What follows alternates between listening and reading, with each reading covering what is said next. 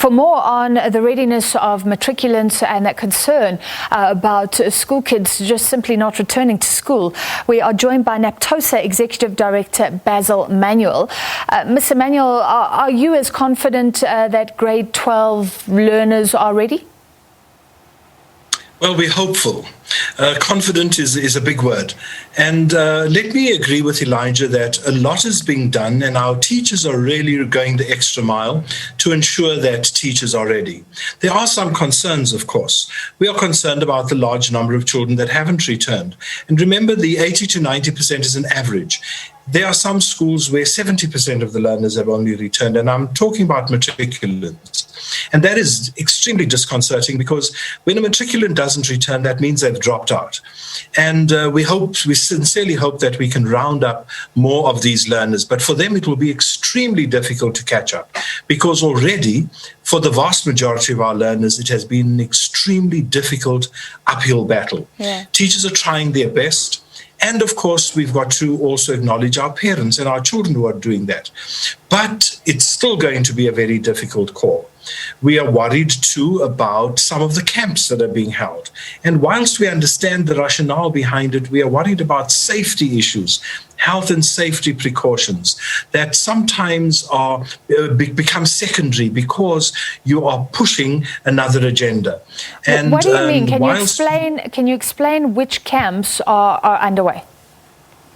There are matric camps that are underway, and you know, the matric gathering in catch-up camps, large groups of matriculants.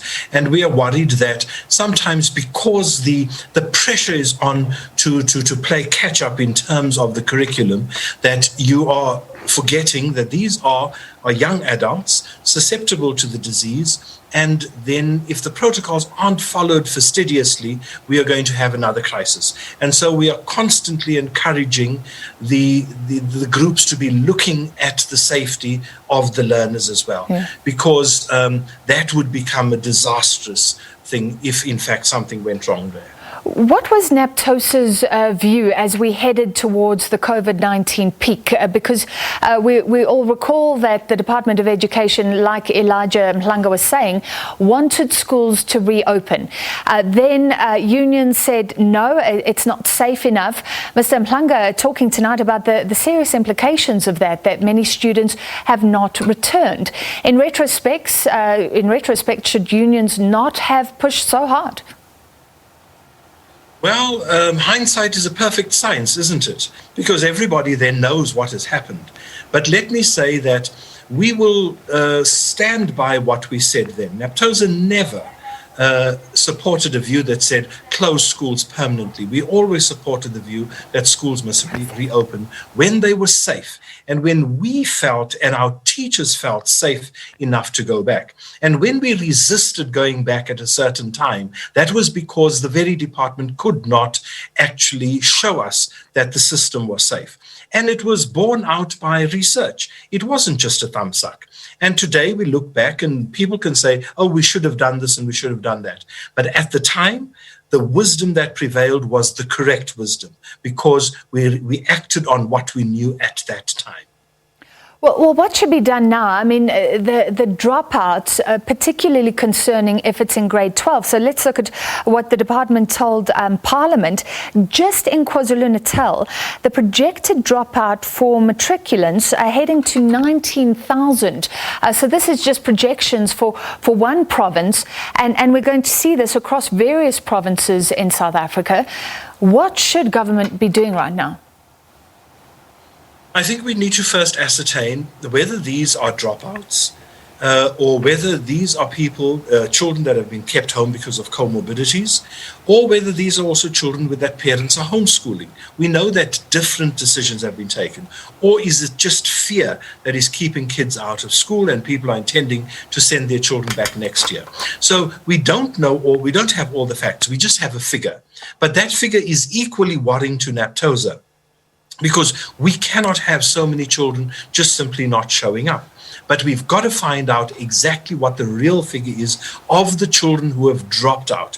And then we've got to get systems in place to try and round up the children. Now, we've always known that the danger would be there, that some children, particularly your marginal child, your child that has been in difficult circumstances, would actually find a little job and not return. We knew that that was a possibility. But of course, that had to be weighed up against the general health and welfare of the entire system. So we've got to double over. And when I say we, I'm talking about the unions, the education department, and the schools especially, because the schools are closest to the children. The department is far removed. And still, we've got to appeal to the communities to assist us in encouraging learners to come back. Yeah. It's a tough ask, but we cannot do nothing about it. That is the point NAPTOSA is making. Yeah, and it must be overwhelming for a child who already felt maybe they were falling behind. All right, finally, so the department, well, the minister today saying non-contact sports can resume. Teachers are back even with comorbidities. So it seems like schooling is basically returning to normal. But of course, there are those health protocols. Is it all working? Is it the rotational system working? Are the PPEs there? Is it all working? Look, it's like being on a treadmill. You know, you're expending a lot of energy, but you don't always see where you're going because you're not making any mileage. And this has been our problem constantly. Yes, there are many things that are working. Teachers, schools, principals, and I want to acknowledge principals, are trying very hard to make the system work. But there are flaws. We are chasing constantly certain districts where deliveries aren't happening. We are chasing up departments where PPEs are falling short.